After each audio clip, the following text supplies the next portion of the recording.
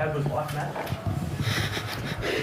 A lot better than it was about 2 or 3 weeks ago. But look, it's another great change room, to experience that. And the real pleasing part about it is being able to back up now what we've been doing, and the little gains that we've continually talked about internally about growing who we are. And we said a few weeks ago that we weren't too far away, and we're starting to show the work that we've been putting in works. And the belief around the group is obviously continually grows off the back of performances like that. Obviously, 2 big teams in the last couple of weeks, so it's important for us.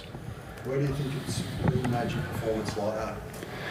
Well, I've actually seen it quite often. I said the Warriors and the Titans game were very close. We've had probably a bit of a hiccup against Newcastle and Cronulla, but a little bit of confidence around the group probably ebbed and flowed a little bit off the back of results. Like we started the season off against Melbourne, and we put a lot of work into that, and we're very close in that one. And I guess belief and confidence has grown by what you go through, and that rolled into a little bit of that second round, and then we bounced back out of that, and we had probably things unfortunately didn't go our way in those next 2 games. So we'd be sitting in obviously a different position. But what I have seen over the last month is how the group has really galvanised amongst themselves, and great leadership from the players, and someone like Luke Brooks has gone through a fair bit in his career, and what a special moment that was to see him kick the field goal there. He's been challenged for as long as I can remember since I've been here, and and obviously he's got a good partner in Jacko now. It's just working with him, and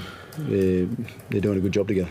Did you work on that during the week at all, practicing that scenario with the field goal? Where we did actually do a little bit of practice there, because we botched up the last one last week. Obviously, we had 2 opportunities, we didn't take them, but that's what you do. You go back and look at the areas of what you need to work on, and that's what they did, and they did a really good job there.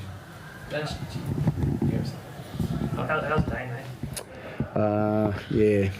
He's medial, so I'm not quite sure. I think it might be 2 weeks, that one, so we'll see how we go there. But every now and then you get lucky, so we'll see what happens.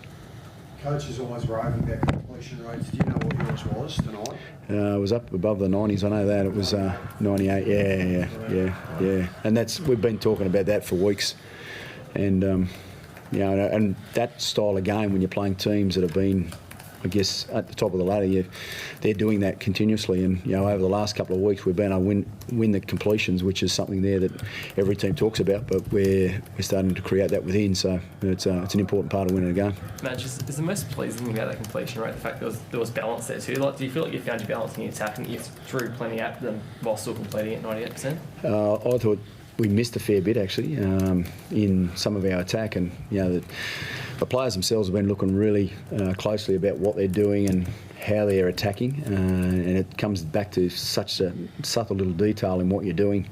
We missed a couple out there throughout the game, but it was pleasing that they just kept going back at it. I mean, I think we peppered their line there for a period of time in that first half. We didn't come up with something, but they held their composure. Half time they were very calm about what they needed to do, and they spoke about it, and they knew that it was going to be an 80-minute game, and obviously it turned out that way. I know you say you missed a few left you out there, missed some chances out there and whatnot. Sorry, missed some plays out there, but just in general, I mean, where your attack was 3 or 4 weeks ago to where it was today, like compare that Titans game Saturday, is it as simple as Jackson and Luke and different roles in the halves? We've changed a little bit. Like I said that before we started the season, that we're tinkering with our attack, and we wanted to change a few things. And we missed out on a few things in those games where we didn't get that reward of winning. People probably wouldn't be looking at us in the way we were, but I think the work the boys have done in the last couple of weeks, the spine, Jacko, Brooksy, Dano, and our hookers, they've really looked at how they do things very closely, and obviously now we're getting some rewards off the back of that by the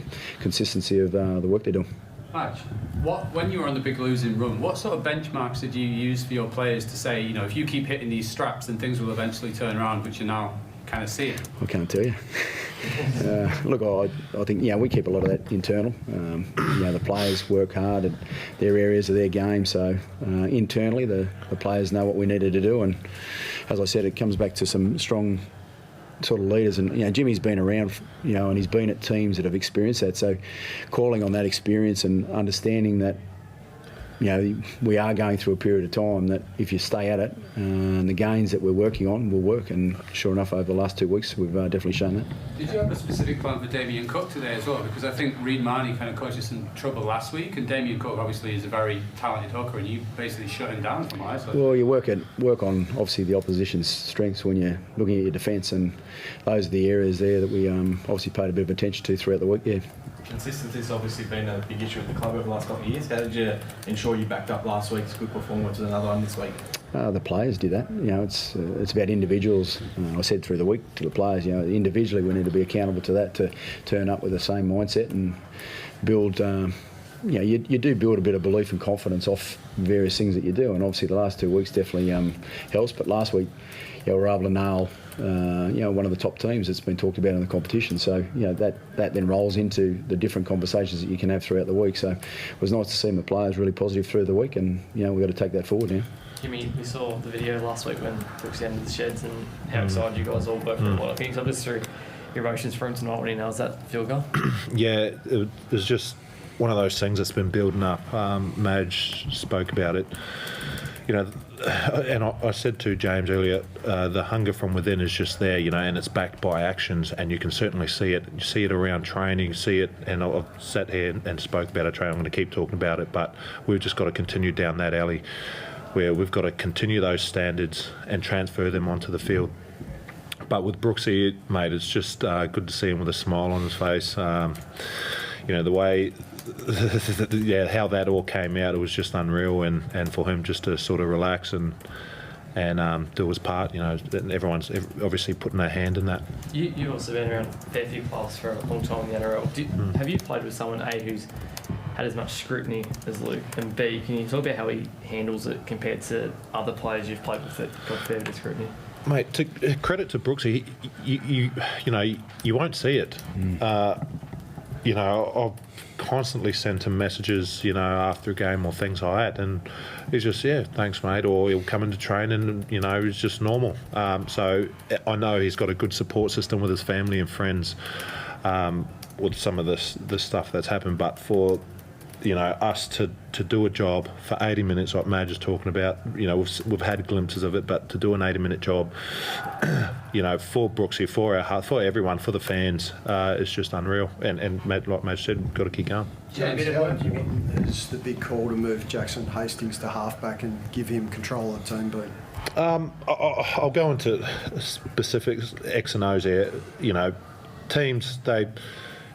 Brooks, he's getting his hands on the ball. So teams obviously going to go, right, we're just going to go up to Brooks. You have Jackson Hastings there, you have a bit of uncertainty there that you can go both sides. So at Madge, put him there. It gives us a bit of option and lets him sort of play his own game. So I won't sort of get too much into specifics, but that just kind of Jackson Hastings being there helps Brooksy play his game.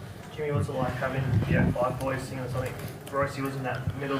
Yeah. What's that do for the group? Special, mate. Yeah, pretty special, mate. Pretty special. Madge brought him in, and those 05 boys, mate. They're legends of the club, and something we look to emulate. But yeah, Royce Simmons, for what he's been through, he's got a lot of friends in there. Ronnie Palmer's been around. I knew him at Penrith, and Faz said some words about him. After the game, and all of them are true. He's just a top bloke and a tough bugger. Obviously, everyone knows what he's going through. I know he'll get through on top. What about some of the injury toll? What was the situation with Kelmer? He was really crook. Yeah, he did all his COVID testing and all that sort of stuff, and it was negatives, but he was just really crook. So we've sort of been just talking as a group that the next person jumps in and has to do their role, and Alex Seafath did that really well for us today. We lost Darno, and Star went straight back to fullback, and he did his role there too. So the boys have been sort of working pretty hard on the changes at training to be able to cater for those sorts of different things, because as we said at the start of the year, anything could happen this year with COVID and what goes on. So it's good. And what was the situation with Kenny Mamalo at the end there? He's had a bit of a funny old knee. It just he should be fine. Yeah, it's something he's just been working hard at to fix up, and being a short turnaround this week, it just got him. James, for you, mate, the last 3 weeks have been really good and bad both, but what has changed amongst the playing group? What have you seen on and off the field with those boys? Because there's something that's changed. It's obvious. Yeah, mate. I'll go through it again. We're at training. We've been doing the right things, standards, everything like that, and we've just had a bit of connection problem transferring the things from training to the game. And we've noted that, we're going, what's going on? We're training well. Why we, some passes haven't been sticking well or things like that in the past. Now these things are happening at training with the passes that are sticking and our attack and things like that are happening. So, we just know something was there that wasn't quite connecting. So we've just made, altercations that we make sure we have a better connection there. So that's basically it, mate. We knew what we were doing at training was working. We was just having the belief, and obviously with the 2 weeks, it helps. Is it the same off the field with the boys?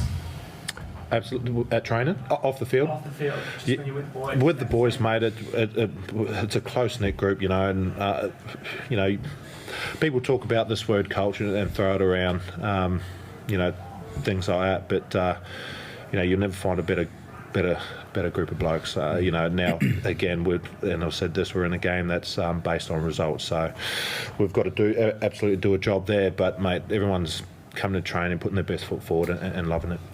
I reckon what we need to do, Jimmy, is probably thank you guys. Obviously the 3 or 4 weeks where we were absolutely under the pump has brought this group together in a way that I haven't seen. So they've supported each other, and it's not nice, obviously, when you're going through those periods. But at the end of the day, we've gone through it, and they've come out the other side to be a lot tighter. And you see that in the change rooms, and I see it at training every single day. So, thanks. It does. It sure It does. First time we've been taking Hey, all good, all done. Thanks. Thanks, guys. Thanks.